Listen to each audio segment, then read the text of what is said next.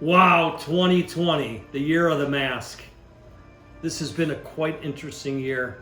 I'm grateful for my health, my company's health, my employees' health, my family's health. We are looking forward to a wonderful holiday season and looking forward to what 2021 will bring. We wish all of you only the best of health, happiness, and prosperity.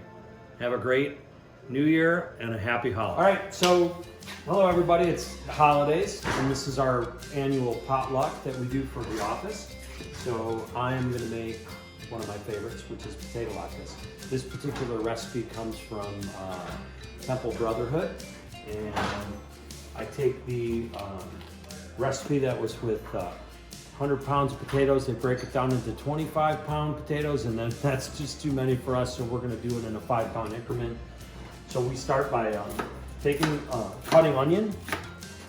Pretty simple recipe. The basic ingredients: we have eggs, we have potatoes, we have onion, and we're also gonna have some matzo meal, or you can use all-purpose flour if you prefer. And then basically, so we put a little water in to make it easier to blend. Blend everything up, and then we'll strain it.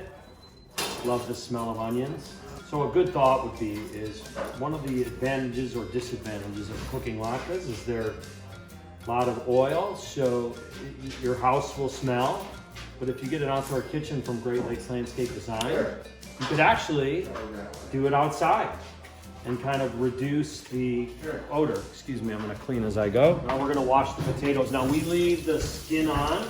So for a smaller batch, which is what we're doing right now, I'm using 5 pounds of potatoes, 2 whole onions, like a couple cups of matzo meal, or like I said, all-purpose flour. You can use a little bit more to dry the batter out. It also helps keep the mixture from turning funky colors.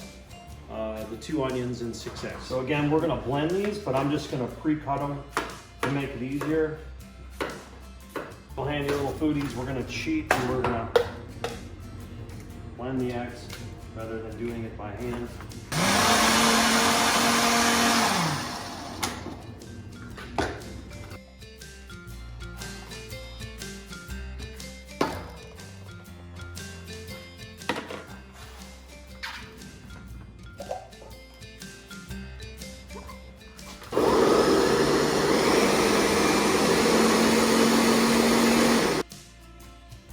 Plants and humans are mostly water anyway, so there's that. And that's kind of what the dry component of flour is for, to dry it out a little bit.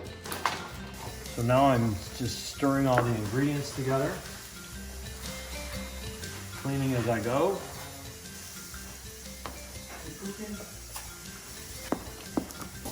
Okay, so the batter is made. The next thing we'll do is we're going to start to get ready. So the next thing is to get your oil going, and you have to use a lot of oil. So make sure you take your meds, because they need to float. So I will use this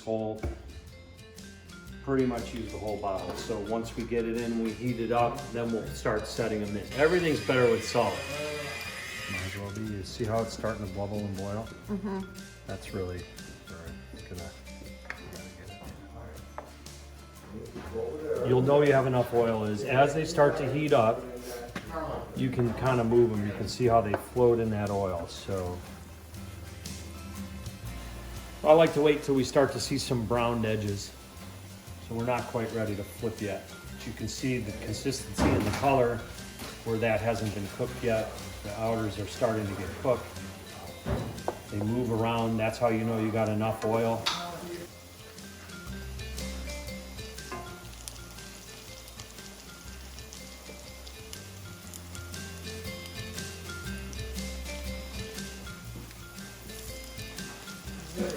Really, that darker color is really the color that you want them to look like.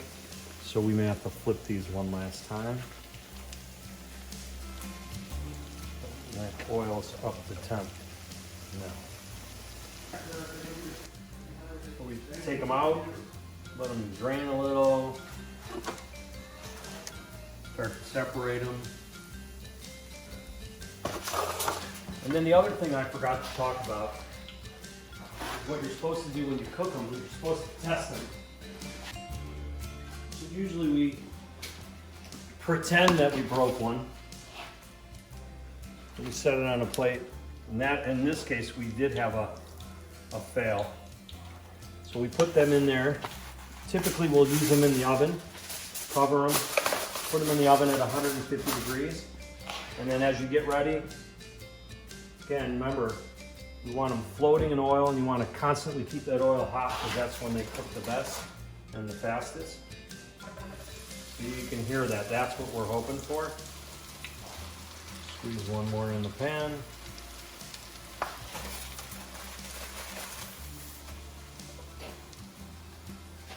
And of course, you got to taste them.